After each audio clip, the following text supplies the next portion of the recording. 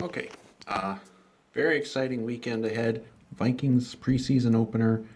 Uh, you know, First time for me back in the Purple Palace since the last time we played Denver, actually. The big comeback game a couple years ago. So that's the big thing. It's just excited to get back to the stadium. As far as what to look for in the game, I mean, obviously, like the return of Teddy is exciting. It's exciting. It's cool to have him back. Because he did play here last year, but no fans were there. Or, might have been one of those games where they had like a handful of fans, but really no fans there.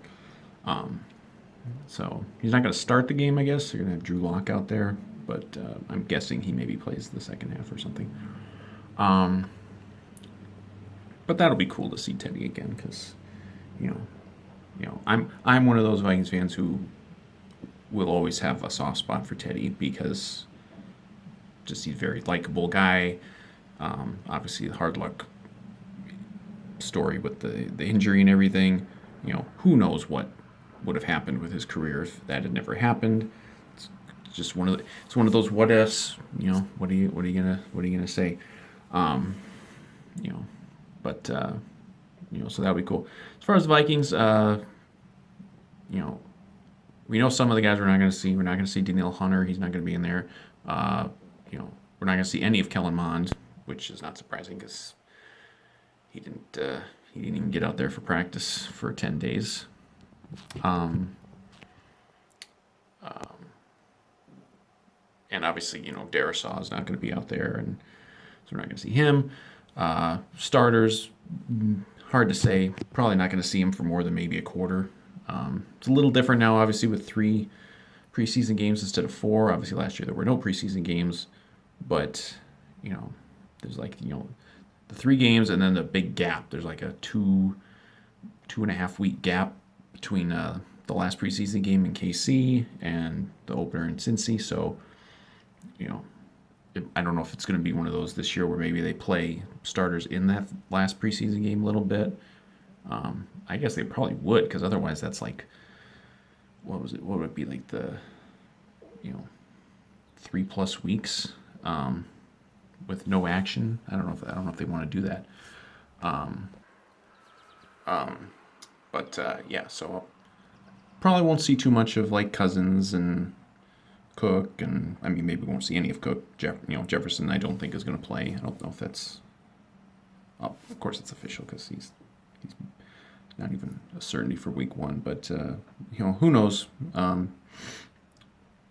So it's like, what do you look for? What are you looking for in the game? Like I'm interested in like the wide receiver battle. To see who can kind of show up there. Obviously, I'm interested in seeing the secondary, how they work. I think they're all going to play all the newcomers there. Um, who gets out there on the defensive line, especially with Hunter not playing in this game. Um, I'm curious to see who kind of steps up with that.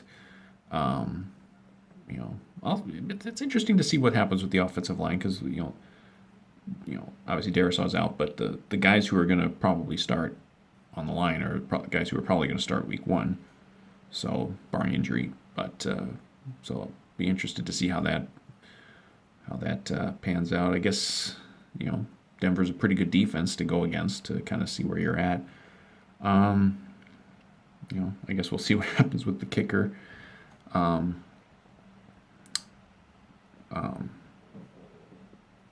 but yeah, beyond that, as preseason games go, it's probably not going to be earth-shattering in any way. It just basically just be nice to get back to the stadium and see Teddy and see some of the new players that we haven't had a chance to see yet. And I imagine the game next week, the Colts game, they'll probably get a lot more of the A team out there.